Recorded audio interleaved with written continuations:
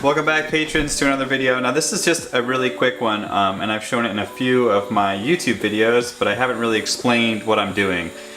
So this is just a little bit of 22 karat casting grain. I'll turn off my flame for a second. But this is just 22 karat casting grain, and and I'm making a little bezel for a tourmaline. And so when I'm melting this amount of gold, it's not a huge amount, instead of pouring an ingot, which you have to heat up the mold for the ingot, all this stuff, it's a lot bigger of a process. If I'm just rolling out a little bit of gold, what I'll do is heat it up until it's molten hot and then squeeze it with these. Now these are just my my copper tongs for my pickle, but they work great like this. But you can also use parallel pliers. But today I'm going to show you. I'm just going to melt this gold. And you want to just be careful and make sure that none of these roll away because they're round. And sometimes they want to roll on you. So you can also see I'm doing this with kind of a small torch tip. You don't need to do a huge one if you're melting just a little bit of gold. And especially 22 karat likes to melt.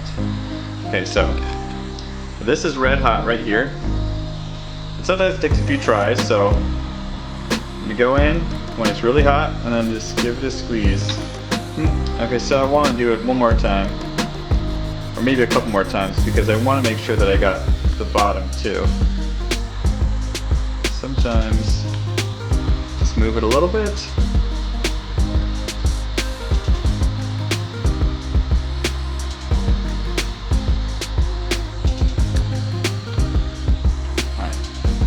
That is perfect. Now I'll just quench this in water. Alright, so I'm over here on my little anvil, and I'm just going to hammer this out a few times before I get ready to roll it.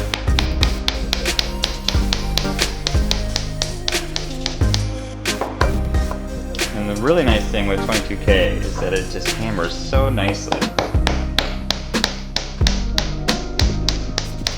So all I'm trying to do is getting, there was a little edge here from when I soldered it, but with 22K it really doesn't take too much to hammer those out.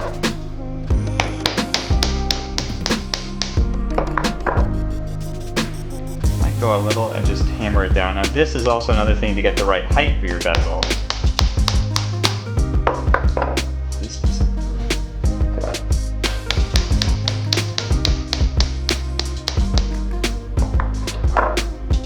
That's looking pretty good. So now I'm going to take this over to my rolling mill and roll that out to the right thickness. So when I'm starting to roll this through, I'm opening it up till it can slide through and just barely be stopped. That's where I want to start rolling it. And if it's too narrow and too tight, it just won't slide through. It'll just roll in there. So you need to just open it up slightly in order for it to fit. Close. You might knock a hammer or two. That's fine. Almost there. Okay, there we go. So I'm just trying to roll it through, and this is just kind of squaring off the edges. And then just catching it on the other side. And now, from this stage, I'm really just going to be tightening it in very minute increments, just to flatten it out for our bezel wire. So just tightening it ever so slightly.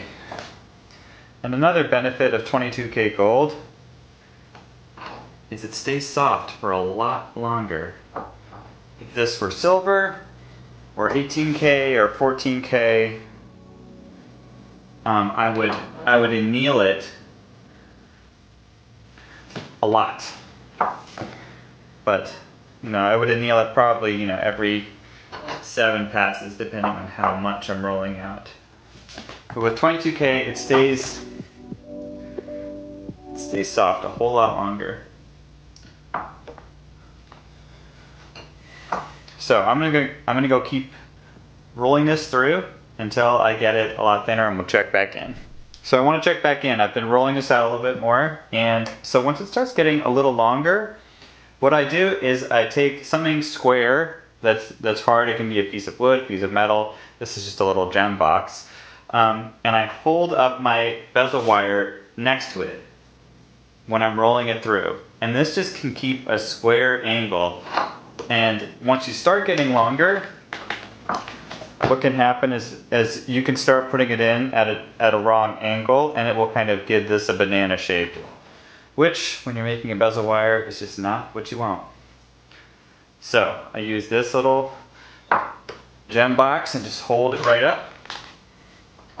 But it can really be anything you want that has a square angle.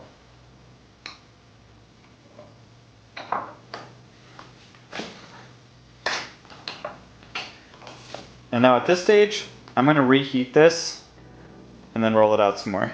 Alright, so I'm re-annealing this. So I want to get it pretty hot, but if I get it too hot, it's going to melt right back into a ball. So I'm just going over it and just getting it to a point just before it's red hot.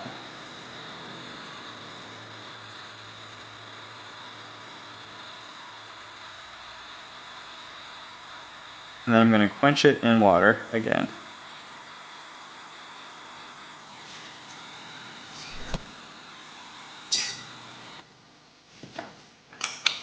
There it goes. Okay, now it's ready to roll out some more. So I'm going to go through the same process and just tighten it a little bit more. And then using this little gem box, make sure I have it going in straight. And if you don't anneal it, what ends up happening is you'll get to a certain point where it will just crack when you're rolling it.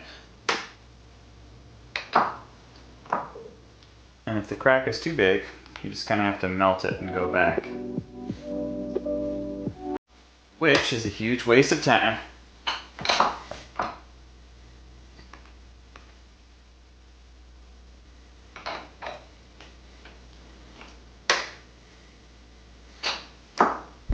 Alright, so I'm back over here on my bench, and a lot of people ask how thick I leave my bezel, and it really depends on the stone. But for this one, and for a lot of colored stones, I don't want too thick because I don't want to be hammering over heavy metal over a softer stone. So I'll make sure that my calipers are zeroed, and then measure, and anywhere really from 0.2 to 0.5 millimeters is what I want. So let's just measure it out at 0.3. That is perfect. Alright, so that'll be the right height, right thickness for my stone. So I hope that helps. This is just a little tutorial on melting a little bit of gold for a bezel. Now you can do the same process with silver, and it's nice to not have to pour an ingot every time if you're just rolling out a little bit. So I hope this helps, and either way, I'll see you next week.